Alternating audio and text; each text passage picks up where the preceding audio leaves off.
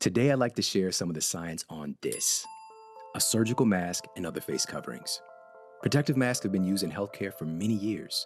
But how did all this begin? And how effective are they really? Mask wearing has been practiced for centuries by cultures all over the world for ritual, celebration, and even more. But some of the earliest examples of mask wearing in medicine appeared around the 1600s when physician Charles Delorme created the earliest versions of a hazmat suit, featuring a waxed fabric overcoat, a lengthy cane to examine people without touching them, and a menacing beaked mask that had a surprising intent behind its design. You see, medical professionals at the time believed in the miasmatic cause of illness and disease transmission, or what they would refer to as, quote, bad air. So the enclosed beak mask wasn't to specifically defend against the bad air. It was used to inhale good air by stuffing the beak full of herbs and spices. The practitioner could now sniff the good air in the mask to crowd out the bad air. We may think that this was a long time ago, but the miasmatic theory of disease didn't become obsolete until the 20th century. By this time, the germ theory of disease had fully taken hold, and by the early 1900s, physicians were now beginning to wear preliminary versions of surgical masks with a primary function of protecting the patient from contamination and surgical site infection. It eventually became common practice for healthcare workers to wear masks in the operating room. Though as more hygienic practices have been incorporated into surgical settings, several scientists have sought out to discover whether or not the ritual of wearing a mask in surgery had a high level of effectiveness in preventing infections. Surprisingly, several studies, including a meta-analysis published in 2016 in Cochrane Systematic Review, found that when physicians wore a mask or didn't wear a mask, quote, there was no statistically significant difference in infection rates between the masked and unmasked group in any of the trials, end quote. Even over 100 years after the inception of the face mask in surgery, the researchers noted that at best, quote, it is unclear whether wearing surgical face masks result in any harm or benefit to the patient undergoing clean surgery, end quote. Other studies published in the Journal of Hospital Infections and more have also concluded that the use of surgical masks in surgery are obsolete and unnecessary. Researchers at the Center for Infectious Disease Research and Policy summarized it by stating that, quote, clinical trials in the surgery theater have found no difference in wound infection rates with and without surgical masks. Despite these findings, it has been difficult for surgeons to give up a long-standing practice, end quote. Surgical masks were developed to be used in surgery, yet have been found to be ineffective in their purpose to reduce rates of infection. But surgical masks have recently taken on a new role and are now being touted for their use in helping to reduce the spread of communicable infections within the general population. So let's take a look at how well surgical masks and other face coverings do in the presence of viruses, bacteria, and other pathogens. It appears to be obvious that blocking one's mouth and nose would prevent the spread of bacteria, viruses, and other microbes. Yet, these microscopic entities don't operate on the obvious. In fact, they operate in a way that defies surface-level logic altogether. In reality, the actual size and capability of a bacteria and viruses just might shock you. Using the size of a human hair as a comparison, a single strand of hair is about 80 micrometers in thickness. To get to the size of a single bacteria cell, you'll have to divide the size of a hair by 40. A single bacteria cell is just 2 micrometers or 1/40th the width of a hair. Now here's where it gets really uncanny. A virus particle is too small to be measured in micrometers. It's measured in nanometers. And at the size of about 17 to 140 nanometers, you can actually fit hundreds or even thousands of viruses into a single bacteria cell. These pathogens are inordinately small, and the protective pore size of conventional cloth and surgical masks are gigantic compared to viruses. Virus particles could slip through as easily as flies going through a chain link fence. But the potential benefit of a mask is that viruses travel from our bodies via aerosols and droplets. Whether you are talking, shouting, sneezing, coughing, or simply breathing, you are continuously emitting aerosols and droplets into the air. Think about how you can sometimes see your breath on a cold day. The change in humidity allows you to better see what's often invisible, but always happening. These tiny, sometimes invisible droplets contain an array of bacteria cells and viruses, and droplets typically measure between 5 and 10 micrometers in diameter. This is large enough to get caught by the filtering action of a conventional mask when you cough or exhale. And those that escape your mask would theoretically fall to the floor because of their density. But the strange thing is that almost all droplets will evaporate before hitting the ground and free the virus particles within them to remain in the air longer, meaning that they can transmit disease through the airborne route for anyone who walks into them. Aerosols are what form when smaller droplets evaporate faster than they can fall to the ground. They play by different rules and can enable viruses to remain in the air for several minutes or even up to a couple of hours, according to the CDC. The purpose of face masks is advocated to keep your microbes contained and protect other people from you. According to the United States FDA, if worn properly, a surgical mask is meant to help block large particle droplets that may contain germs, keeping it from reaching your mouth and nose. But while a surgical mask may be effective in blocking large particle droplets, a face mask, by design, does not filter or block very small particles in the air that may be transmitted by coughs, sneezes, or certain medical procedures. Surgical masks also do not provide complete protection from germs and other contaminants because of the loose fit between the surface of the mask and your face. So even though some of the larger particles can be trapped in the mask and reduce forward projection, with a special type of imaging technique, we can now see that when someone breathes, talks, sneezes, or coughs into a mask, the forward disbursement of aerosols and droplets is reduced. And instead, the microbes are dispersed above the mask, below the mask, out the sides, and even through the mask itself, based on the material of the mask and how tightly it's sealed. There is a range of protection from makeshift cloth mask to medical mask, but this disbursement of virus particles is still occurring. And this is what most people are not being educated about. It's the fact that when we breathe, talk, cough, or sneeze into a mask, we are all still spreading millions of virus particles and bacteria into our environment. And all it takes is just one virus particle to infect someone and set off a cascade of infectious disease. Again, viruses can remain in the air for a couple of minutes or even a couple of hours. And data cited in the New England Journal of Medicine noted that aerosols from infected persons may pose an inhalation threat even at considerable distances, and especially in enclosed spaces, particularly if there's poor ventilation. So how does this data regarding masks and the behavior of viruses play out in the real world? Well, a randomized peer-reviewed study published in the BMJ looked at the efficacy of masks to prevent viral infection in hospital healthcare workers in 15 different hospitals. The participants were randomized into 3 groups. One group wore medical masks at all time on their work shift. A second group wore cloth masks at all time on their shift. And a third group, the control group, was allowed general practice, which included occasionally wearing a mask or not wearing a mask at all. Here's what the study found.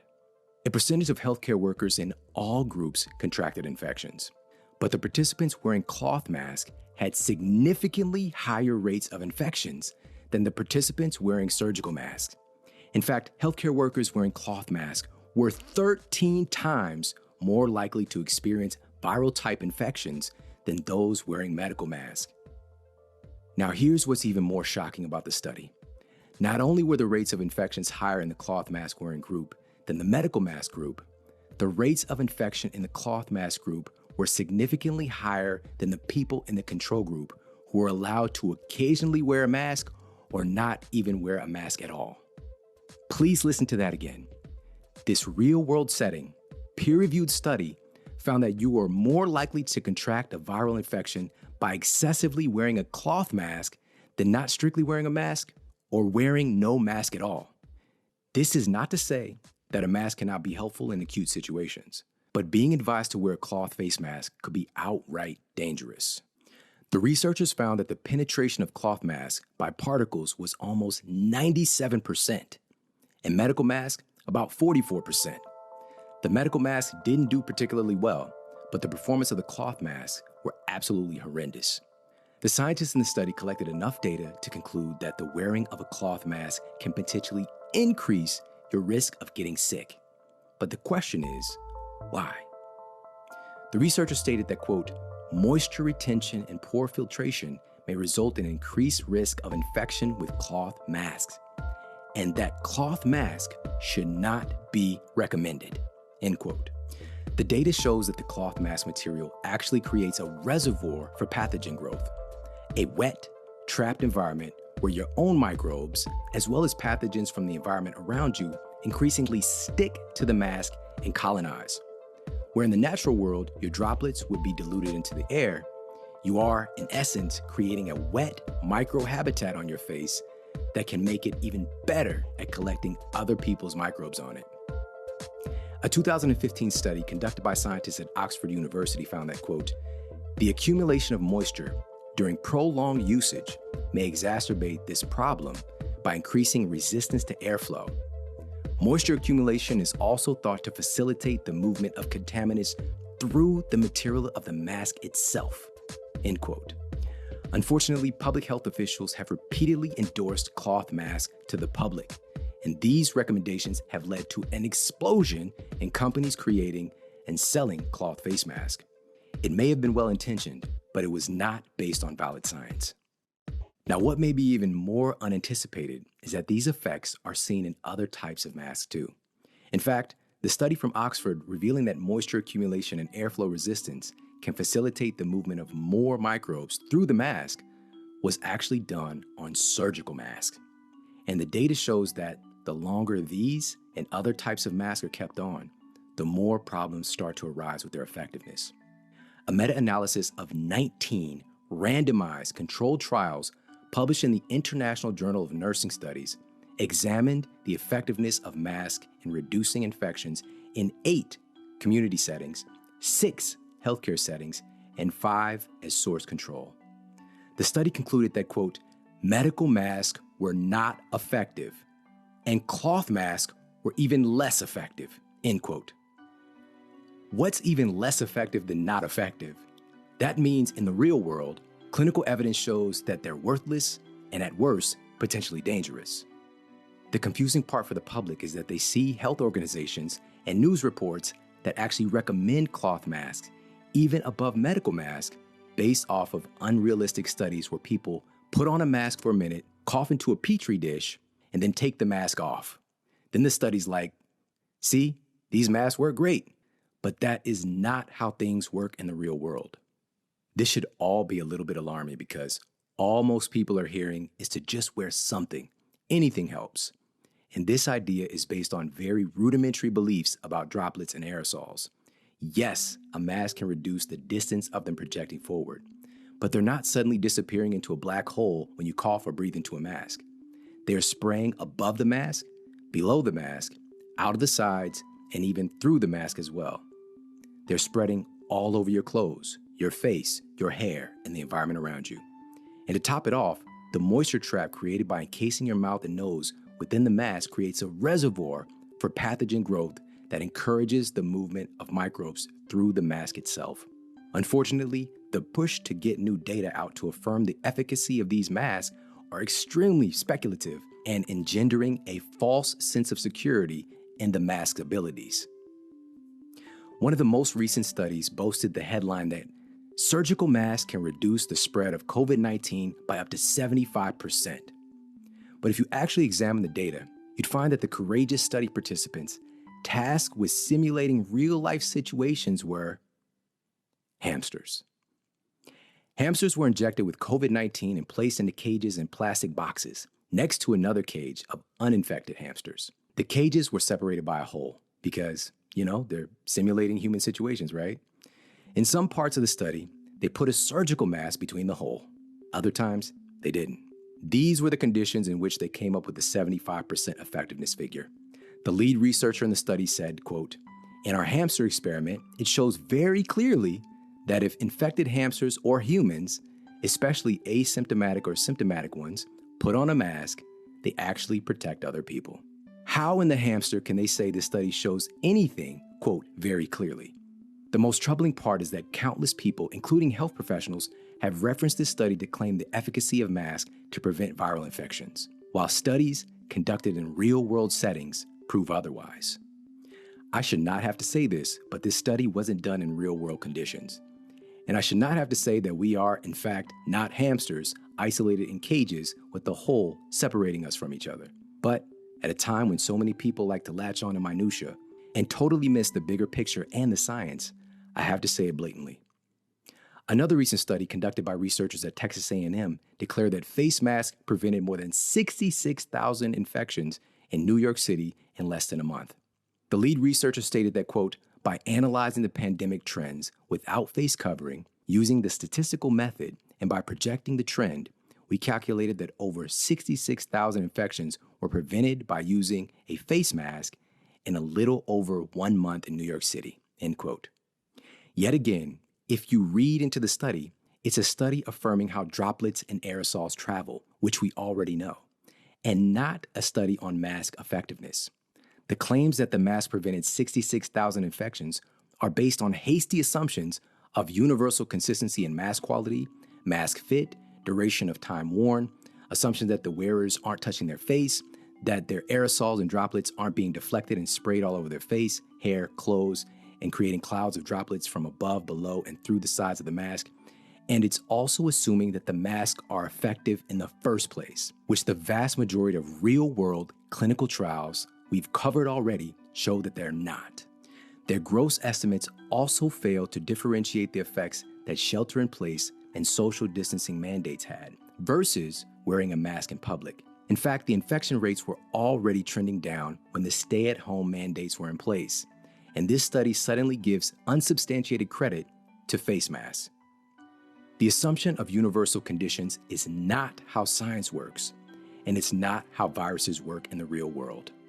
The lead researcher in the study stated that, quote, our work also highlights that sound science is essential in decision-making for the current and future public health pandemics, end quote. If this is sound science, we're all going to need to get our ears checked. Because herein lies the problem in the real world. Inaccurate, speculative research like this is determining decision-making for the current and future public health issues. There are more holes in their theories than a fresh pair of Crocs. Yet, once it's embedded into the minds of the public, false assumptions and bad science begin to spread like wildfire. Now let's look at the effectiveness of the most prestigious type of mask and how it stacks up against the surgical mask. Remembering that virus particles generally range from 17 to 140 nanometers, the American Chemical Society has noted that the N95 mask filters about 85% of particles smaller than 300 nanometers. Yes, most viruses are much smaller than that, and no, it's not always effective. But going back to our science on aerosols and droplets, it's likely doing a better job at reducing viral spread than other masks, at least. But let's take a look at the boots on the ground data. A 2017 study conducted by Chinese researchers found that targeted, intermittent use of N95 respirators while doing high-risk procedures or caring for patients with known respiratory illness actually caused higher rates of viral infections in healthcare workers wearing the N95 mask than those wearing surgical masks. And even more surprising is that participants wearing the N95 mask had higher rates of infections than the control group who were not required to wear either type of mask. Wait, what? N95 respirators are supposed to be the gold standard. How on earth can they be outperformed by casual wearing or not wearing of masks seen in the control group? That didn't look too good on paper for the researchers. So they had another group who had to constantly wear the N95 mask for their entire shift. And lo and behold, it did outperform the surgical mask in the control group. The researchers now found a lower rate of droplet-related infections. However, the protection from confirmed influenza virus was not statistically significant. We could reasonably say there's mixed results here. So let's take a look at some of the other studies. In a randomized controlled trial of 446 nurses in emergency departments, medical units, and pediatric units, approximately half of the nurses were assigned to wear a surgical mask, and the other half were assigned to wear a fit-tested N95 respirator to study their effectiveness against the influenza virus. The 2.5-month study published in the Journal of the American Medical Association revealed that 23.6% of the nurses in the surgical mask group contracted the virus, while 22.9% of the N95 mask group contracted the virus. The effectiveness was almost identical. It's still not faring too well for the highly touted N95 mask, so let's look at more.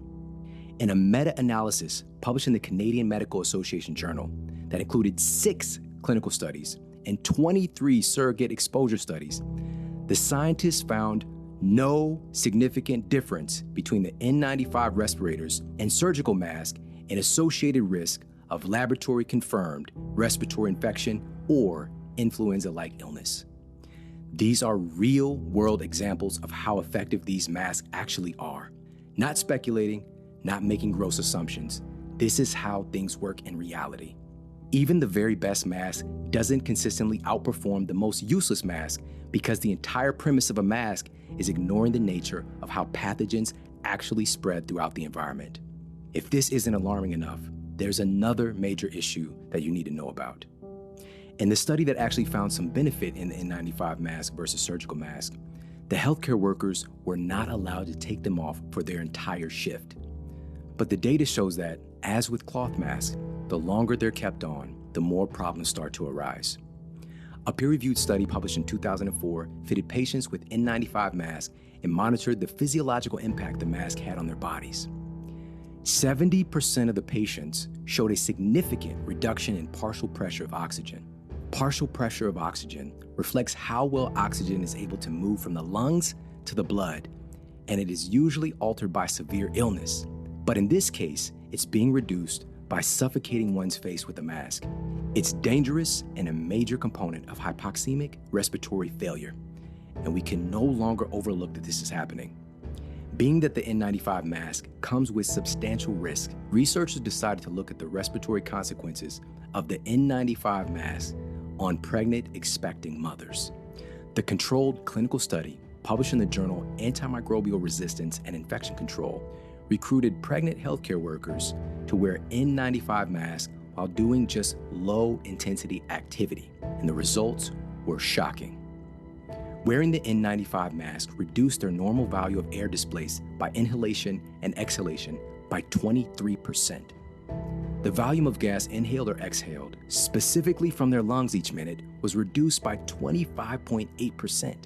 Their volume of overall oxygen consumption was reduced by 13.8%, and the ability to expire carbon dioxide was reduced by 17.7%.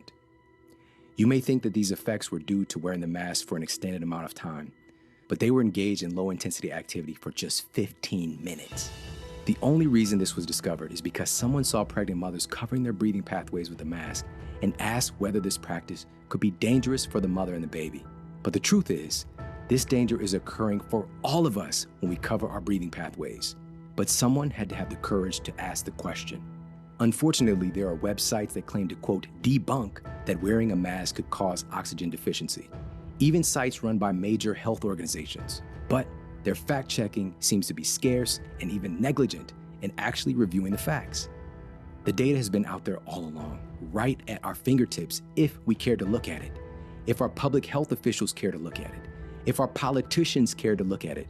But it seems that the ability to analyze and respect scientific data has been replaced by bandwagoning and agendas that in no way serve the public, except to immerse them in more fear, encourage agoraphobia, and instill a false sense of security in something that is not only proven to be ineffective, but it's actually outright dangerous to our health. Another thing that's said to be, quote, debunked is that wearing a mask will cause carbon dioxide rebreathing. Yet, a peer-reviewed study published in the journal Anesthesia revealed that within just 20 minutes of wearing a mask, the mean end-tidal carbon dioxide levels jumped up 13%. The researchers reported that, quote, the rise in end-tidal carbon dioxide is due to rebreathing of expired gas that is trapped in the respirator. They also noted that, quote, levels of end-tidal carbon dioxide have also been shown to significantly impair cognitive and psychomotor performance, end quote. This means that in the real-world setting, you now become a greater risk to yourself and others. Another study published in the journal Ergonomics found that even at low work rates, wearing the mask contributed to significantly higher levels of CO2 rebreathing, with notable side effects such as fatigue, dizziness, headaches, and muscular weakness. And just focusing on one of those side effects being headaches, when mandated to wear N95 masks, a peer-reviewed study published in 2006 found that almost 40% of healthcare workers developed face mask-associated headaches. It's critical for us to realize that these reduced levels of oxygen can damage our lungs, your heart, and even damage your brain. And these dangerous effects aren't just seen in N95 masks either. Another peer-reviewed study published in 2008 reported surgical masks induced deoxygenation in physicians in surgery, while another study conducted by the CDC and published in the Annals of Work Exposure and Health revealed that by wearing a mask, the highly thermosensitive nature of the face and breathing pathways can be inhibited, leading to increased anxiety, elevated stress hormones, false suffocation alarm in the central nervous system, and panic attacks. What's clear is that within minutes of putting on a mask, dangerous effects begin to set in, whether you realize it consciously or not. And the longer masks are worn, the more devastating their effects can be. What's particularly alarming is that many schools are beginning to mandate children to wear masks for hours a day in order to be accepted back into the classroom. Keeping in mind that the benefits of masks are largely disproven and superficial, why on earth would we allow a society in which we put our children in harm's way by restricting their breathing for hours a day just to be able to get an education? The very heart of science is having the capacity to check your emotions and biases at the door and look at the data objectively. Not just the data that supports your belief, and especially not the data that has been emotionalized and politicized. I understand that the clinical evidence demonstrated here is not going to fit within the trending narrative. And with so much energy invested into making mask usage appear to be effective and ethical, many health professionals, public figures, and politicians will find it difficult to admit that they made a mistake and finally shift the conversation to actually getting our citizens healthier in clinically proven ways. But that's okay.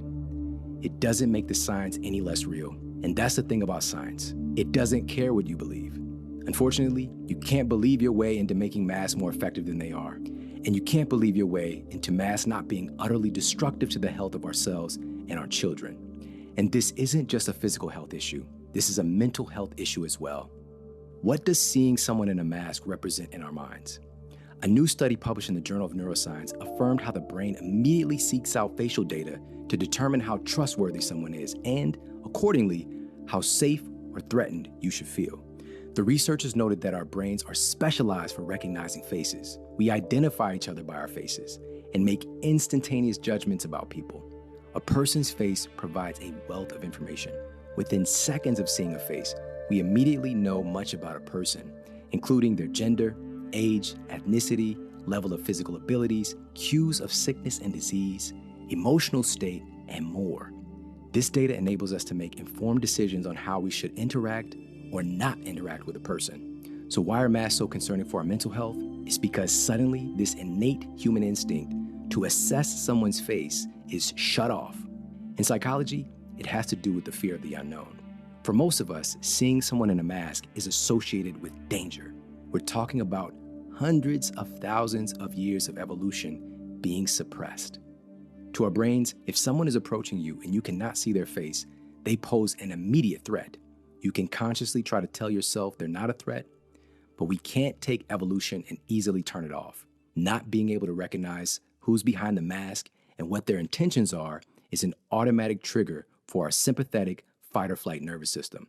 Now suddenly we're unable to do one of the things that makes us human. And many people are being driven into doing this indefinitely, not based on science, but based on fear. In developing children, this is an absolutely critical time for them to be able to see and read the faces of their peers as part of their mental and social development. Researchers have already noted a rise in childhood mental health issues resulting from the social lockdown, and noted that, quote, the full toll of COVID-19 on children's mental health won't be known for years, end quote. It's up to us to help put an end to these problems because, as of now, data published in the Canadian Medical Association Journal has already demonstrated massive increases in childhood stress disorders and depression caused by such dramatic changes in their daily social interactions. Now, going back to how simply seeing someone in a mask activates our fight or flight nervous system, This dangerous issue is further compounded by the act of covering our own faces as well. A study published in the International Archives of Occupational and Environmental Health found that there is a microclimate created within the mask that causes high breathing resistance, making it difficult for test subjects to breathe and take in sufficient oxygen. This shortage of oxygen hyperstimulates the sympathetic fight-or-flight nervous system. Another mask-related health problem that fact-checking reports have presumably, quote, debunked is that wearing a mask doesn't negatively affect your immune system.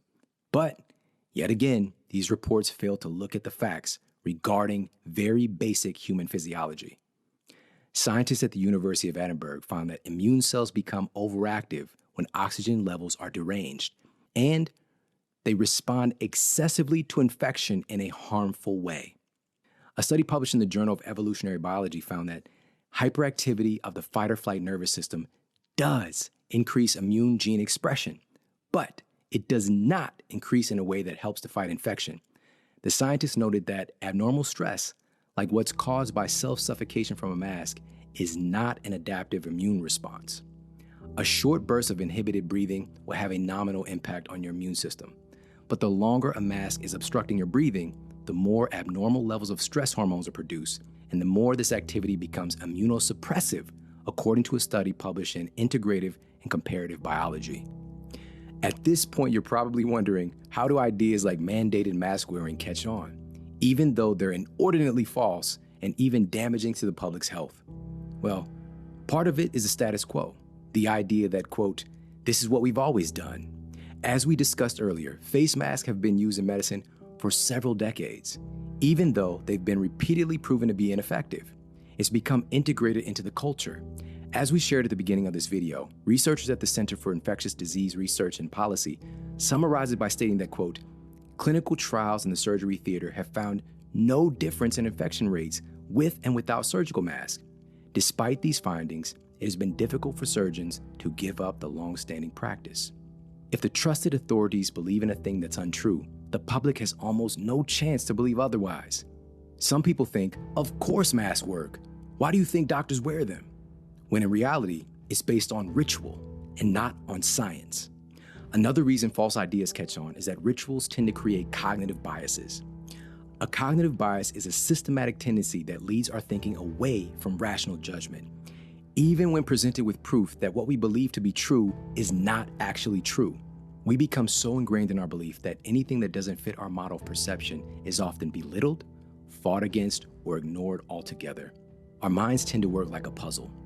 If we come in contact with a new piece of data that fits, we add it to the puzzle. If the data doesn't fit, we tend to discard it and throw it away. This puzzle picture we're creating works at lightning speed, and we normally don't realize it's happening. In the case of something highly emotionalized like mask wearing, something called a self-serving bias gets ramped up 1,000 times higher. A self-serving bias is a tendency to focus only on information that enhances the belief that we are right and rejects any information that we believe is incorrect. If a very smart person develops a self-serving bias for something that's not true, they can become world-class at teaching and defending something that's not true. Our minds are always looking for things to affirm that we are right. So we actually have to proactively fight against this tendency because it can lead to dangerous selective perception and make our minds miss all of the contradicting information that can be incredibly valuable for us. In order to see all of the data and come to a more accurate conclusion, I have to come into the research knowing that I have a cognitive bias and proactively look for data that proves me wrong. It's not always a comfortable thing to do, but it's necessary to have a well thought out, rational judgment. Especially in times of high emotion, it's more important than ever to develop this skill. If you're willing to be wrong, you'll be able to learn things that are outside of your biases. This will help you to make more effective decisions based on logic and not on fear. Another reason false ideas catch on is that cognitive biases are contagious. The need to fit in and be accepted is a basic human instinct. According to an analysis in Frontiers in Psychology, the social aspects of the human brain are always working to negotiate and navigate social environments. And when you're placed into a social construct, whether you were born into it or you buy into it, it creates the foundation for a groupthink to occur. Groupthink is a psychological phenomenon that manifests within a group of people where the desire for harmony or conformity in the group results in irrational or dysfunctional decision making. Right or wrong, you catch the belief from the group and it deeply infects your thinking. The groupthink becomes the unconscious driving force, and ideas to support the groupthink are spread. For example, even though the data shows that wearing a mask is ineffective and even dangerous, catchphrases like, "It's an act of love," "It's just a small sacrifice," "It's not about you," and "Stop being selfish" are spread to affirm the belief of the group. It doesn't matter that it's irrational. The cognitive bias of the group makes it incredibly difficult to think otherwise. And it's not that statements like these are made with malintent. In fact, they can be made with great empathy and a desire to help the cause. But when the beliefs are born out of a self-destructive cognitive bias, it can easily take on a life of its own and breed irrational behavior. Again, this happens with very intelligent people all the time. Just take a look at researchers at Harvard University, for example. They recently published a report recommending that you should probably be wearing a mask to protect yourself during sexual situations right now. These researchers aren't just being strangely freaky. They really believe that they are helping the cause. And guess what? That advice is going to lead countless people to wear protection downstairs and upstairs as well. Not based on logic, but based on the influence of the groupthink. And with the spreading of irrational ideas, there's an additional phenomenon that occurs today more than ever. With the groupthink extending to celebrities and influencers, the power of celebrity politics is even more intrusive today. Celebrity politics is the act of a prominent person using their fame as a platform to influence others on ideology. Whether that ideology is wrong or not, other people tend to be more influenced by celebrities because narratives often persuade more than factual data. So when your favorite celebrity issues a mask challenge to encourage more celebrities and the public to wear their mask, it creates a tidal wave of bandwagoning behavior. One celebrity posted, quote, "We know wearing a mask can make it hard for you to breathe, but it's more about protection than comfort," end quote. But not being able to breathe normally is not an issue of comfort. The discomfort of covering your face is your body telling you that this is wrong and dangerous. But cognitive biases, groupthink, and celebrity politics can kick your logic right out of the window. There are other reasons why false ideas catch on that have to do with ulterior motives, fear, passivity, and more. Even many health professionals with good intentions have already accepted the prevailing beliefs regarding viruses and the effectiveness of masks, and their unconscious cognitive biases have them only looking for evidence to support their belief. It takes a huge amount of courage to look at the evidence that proves you're wrong, especially when you've publicly shown your belief in the wrong thing. It takes a huge amount of courage to say, you know what? I didn't do my due diligence and examine the data. I didn't look at all sides of this. I was wrong. I'm sorry. Now, let's talk about how we can make this right. We may think we've come a long way since the theory of miasmatic illnesses or bad air being the cause of disease. Yet today, millions of people are being told a very archaic belief that you must suffocate yourself in order to save yourself. The science clearly disproves the effectiveness of masks, especially for the general population. And by now you might be wondering, what else is being misrepresented or ignored in the messaging to the public? And what can we actually do to protect ourselves and our families? So let's shift gears for a moment and talk about what really works to protect the health and well-being of our citizens based on real clinical evidence. Now, what I'm about to share might be a little bit staggering, but there are massive pandemics every single year that most people don't know about. For example, the World Health Organization reported that upwards of 650,000 people die every single year from a specific infectious virus. And it's not the coronavirus, it's influenza. The same influenza that most of us see is not a big issue. The same influenza virus that conventional medicine keeps making drugs for. Up to 650,000 people's lives are lost from it, not just in a single year, but every year. And that's only counting the deaths related to the respiratory effects of influenza, and not even including the deaths from influenza-related seizures, organ failure, and more, which would add tens of thousands of more deaths on top of that. Thousands of people who take the supposed flu prevention drugs every single year still die. And the truth is, conventional medicine hasn't remotely figured this thing out. There's something that's been around killing millions of people for decades. Why on earth would we logically believe that COVID-19 will be any different? That in a few years we'll have a drug to protect us? A cognitive bias might tell us that it's different because the flu is tricky. It mutates. It keeps mutating every year. But peer-reviewed data in the journal Cell stated that COVID-19 has already mutated repeatedly. And it will continue to do so because that's what viruses do. That's how science works. But we still keep taking illogical approaches instead of paying attention to the data staring right in our faces. Do you want to know the connecting factor between the majority of people who succumb to influenza and the people who succumb to COVID-19? The vast majority of people who experience severe symptoms or even pass away from either of these infectious diseases have one or more pre-existing chronic illnesses. Some of the most recent data we have shows that nearly 90% of the patients who passed away with COVID-19 in New York City had at least one pre-existing chronic disease. This means their pre-existing disease and COVID are comorbidities. A comorbidity means that there are multiple illnesses that may be the cause of or strongly related to the cause of death. A study published in the Journal of the American Medical Association analyzed the data of COVID-19 patients in New York City and uncovered that the most common comorbidities were hypertension, diabetes, and obesity. Even though politicians and the sensationalized media make people believe that this virus is indiscriminately taking people's lives, the truth is that approximately 9 out of 10 people who pass away with COVID-19 already had a chronic disease that pre-subjected them to an abnormal immune response. Why does this not raise a huge alarm for us? Effective science doesn't look at this data and say, we just need to put superficial masks on people with chronic illnesses and wait for a couple of years to give them a drug that will save them. No, effective science says, clearly the most susceptible people are those with chronic illnesses. Let's actually help them to improve or even eliminate those chronic illnesses. Let's get to work right now to get our citizens healthier. Obesity, heart disease, and type 2 diabetes are the leading issues that make our citizens more susceptible to a viral infection. Fixing these things and truly helping people with facts and not fear brings up another inconvenient truth that was recently published in the Journal of the American Medical Association. A 2018 peer-reviewed study found that poor diets are the #1 cause of poor health in the United States.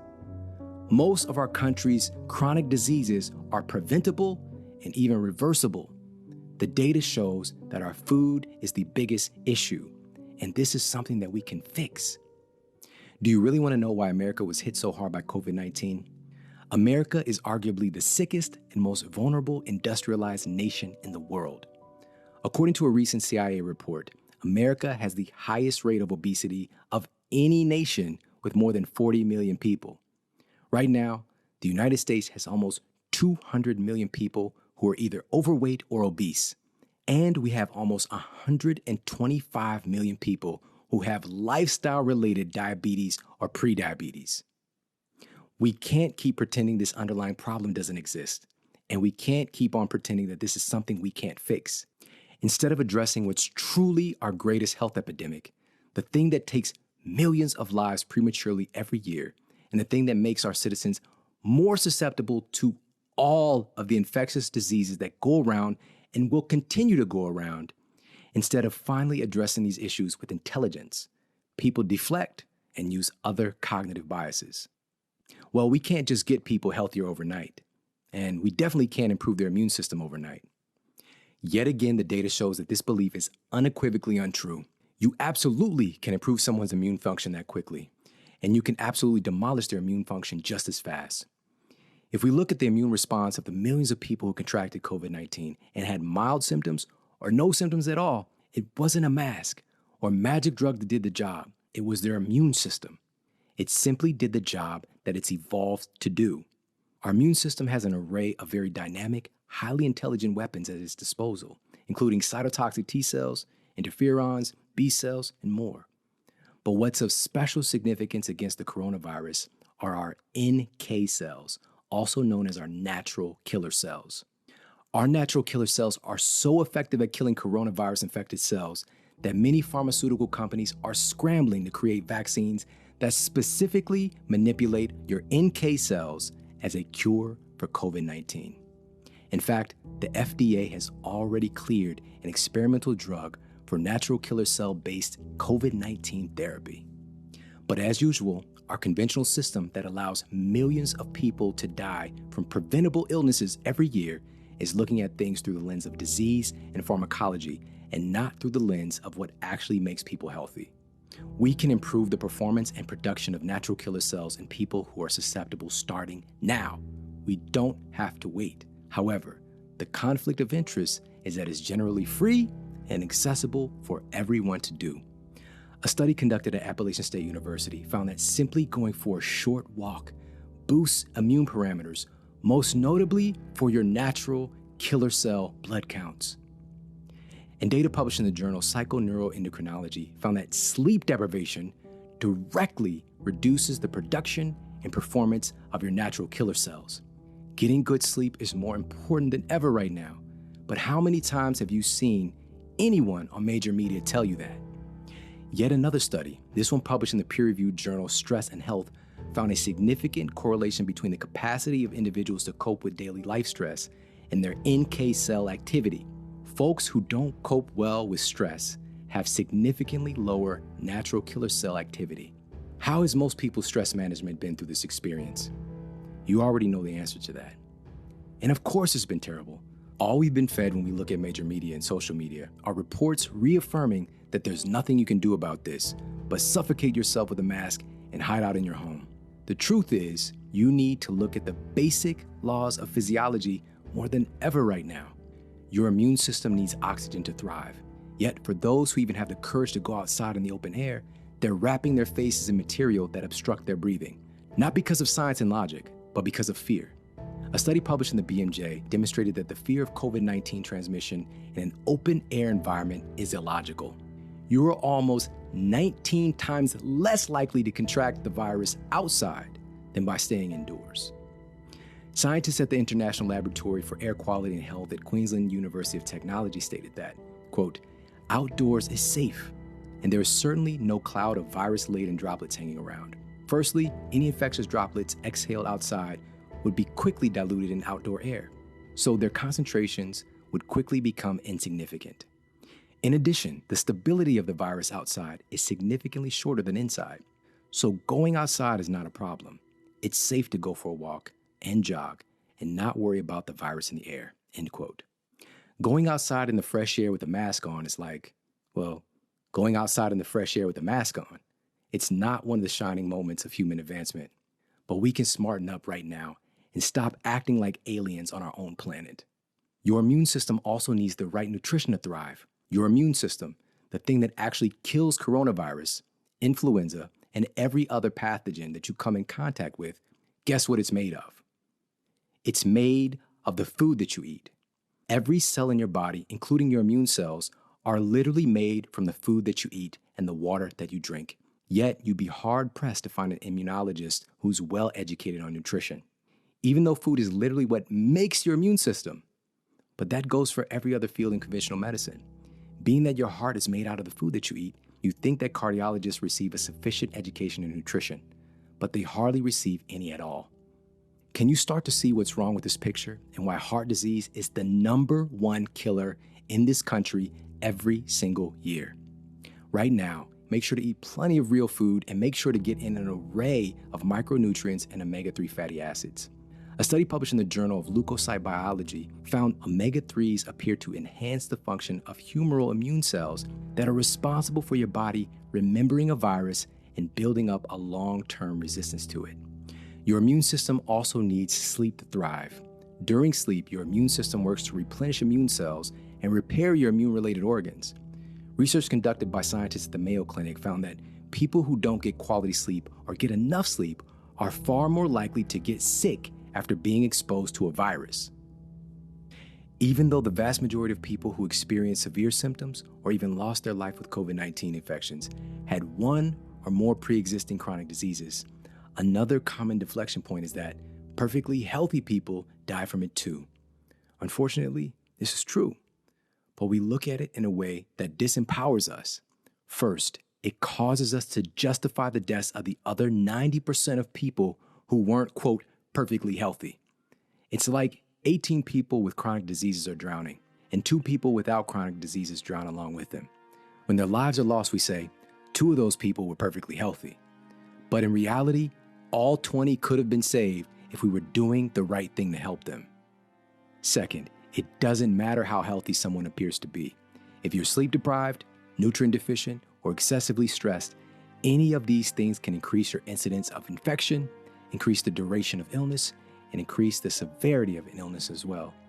None of us are immune from the basic laws of human physiology. For example, though it seems invisible, excess stress can be absolutely devastating to your immune system.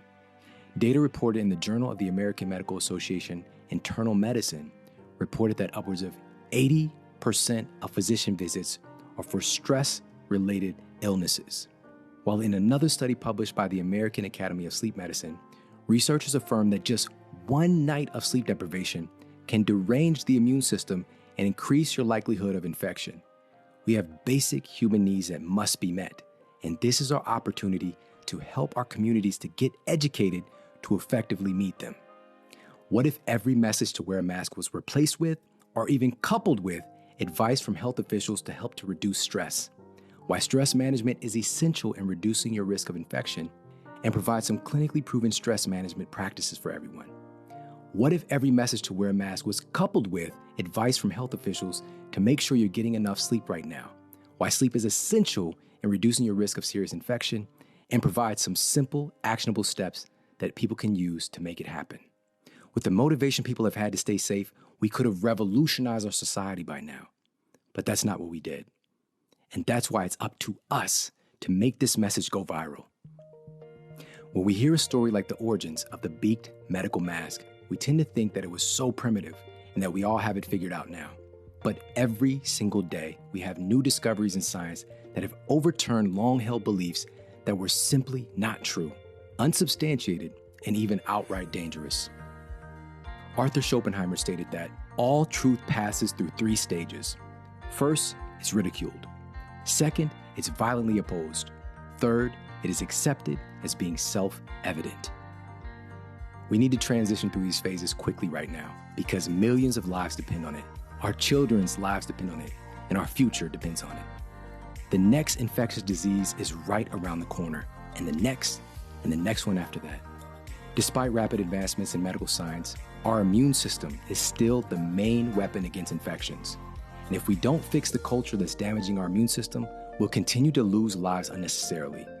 The beauty of science is to be able to ask questions, to think from multiple perspectives, and to come to well thought out conclusions for ourselves. It's time to put facts over fear and to help our families and our communities to get healthier. We can no longer allow ourselves to be divided. We can no longer allow ourselves to abandon reason in the face of uncertainty. And we can no longer allow ourselves to abandon our humanity in the face of fear. It's time to implement real solutions for our citizens. And it's time to change our world for the better.